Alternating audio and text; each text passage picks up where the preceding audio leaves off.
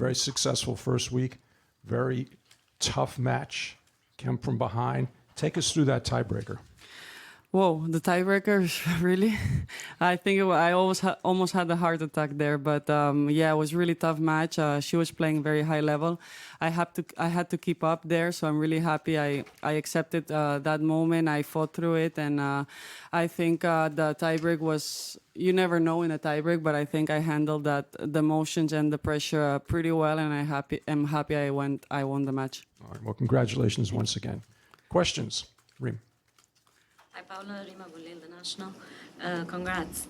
Paula, when we were speaking earlier in the year, and you spoke about a scary moment when you were told maybe you can't play again, and now you're having all this success, and I'm wondering, does the pressure feel the same, or has that experience helped to kind of appreciate tennis differently, approach things different, or once you're on the court, it's still like the win is everything? It's a mix. It's a mix. There's some moments I can appreciate it a bit more, and I just sometimes I'm on the court and I just look up and I'm like, wow, this is beautiful. You know, before I wasn't appreciating that moments that much, so in that it helped me.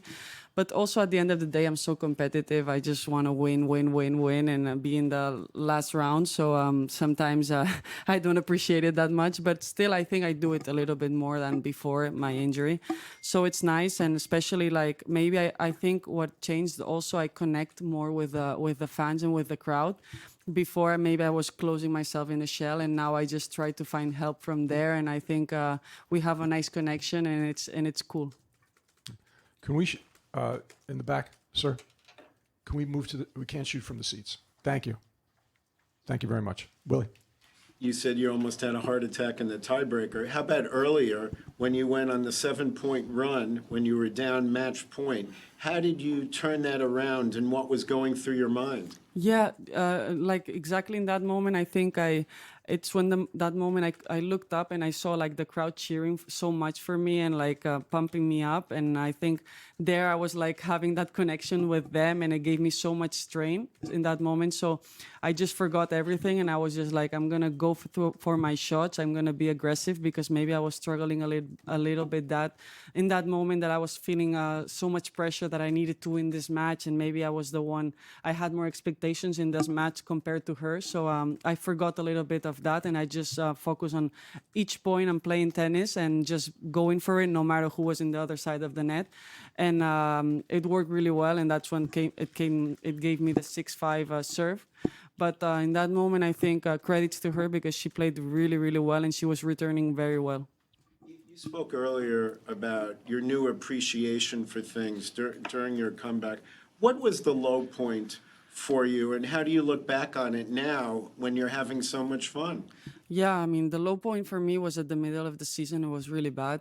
Coming from the injury in the beginning, you never know what to expect. And at the beginning of the season, I was okay. But after all, seeing that I was struggling also with my back, wasn't responding well. My results weren't what I was expecting in that moment. So it was really bad. And there was moments, especially after Madrid, that I didn't know what to do. In my mind, I was thinking maybe I should quit, because if I'm not in the highest level, I don't want to play this sport. I don't want to be in the ranking I was in that moment. For me, it doesn't make sense.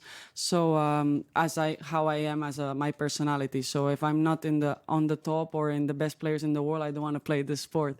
So in that moment, I was playing really bad, and I wasn't finding the solution. But I had no other option than to be with my team, stick with them, trust the process, as we say. And I think the process was good. I was working well, but I just needed time and patience, and also I needed my back to respond. And it came all after, I think, after the clay court season, before the grass, I started to feel better. You know, you slowly win matches. You start to believe in yourself.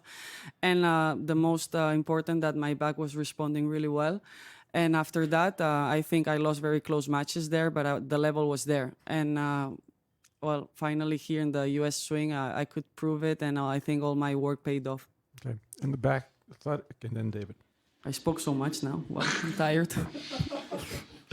You spoke the other day about how stressful it is watching when Steph's playing, and especially in tight matches. I just wondered, if you've spoken to him about how he found watching that match today, because Yeah. You probably nearly had a heart attack as Yeah, well. no, yeah, he just told, like, he came running to me and he's like, I almost had a heart attack. And also, like, when I was playing, I don't know when it was 6-all, I just, it came to my mind, I was like, Steph for sure having a heart attack right now.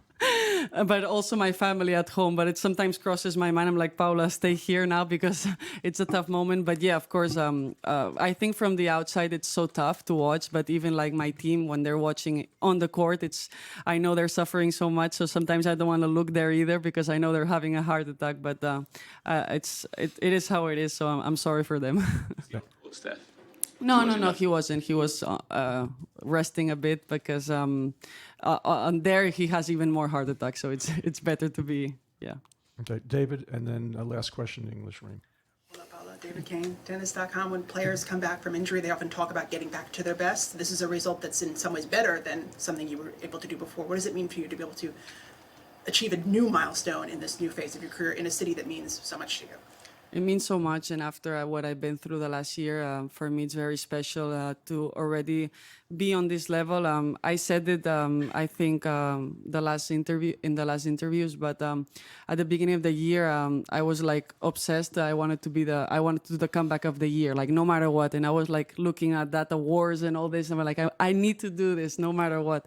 So I think I'm in a good moment now, and I'm very happy that I can prove all this again, and that I'm playing maybe one of the best level of my career, and I'm back at the top, and for me means a lot because it's where I want to be. Reem, last question in English, please. Paula, you're actually in possible contention for the WTA finals. Don't start with this because then I start to look at the ranking and I don't want to. So I won't tell you where you are because I checked before coming. But like, I'm wondering how big of a goal is it for you, considering you've already been there before, but in this time of your career. And I'm wondering also if you've had any conversations with the other girls about how important it is for this finals to be successful in Riyadh, given the instability in this event the last few years. Yeah, unfortunately, I haven't been in the last few years, but I know they weren't happy. So hopefully this one is gonna be great. It wasn't a goal. I mean, the goal was to do a comeback, but not that good comeback, you know. So maybe now it becomes a goal, but I don't really want to think about it because I think I'm dealing with the expectations and the pressure pretty well. I still have tournaments, of course. It's going to be there, but I don't want to think about that because for the moment I want to go step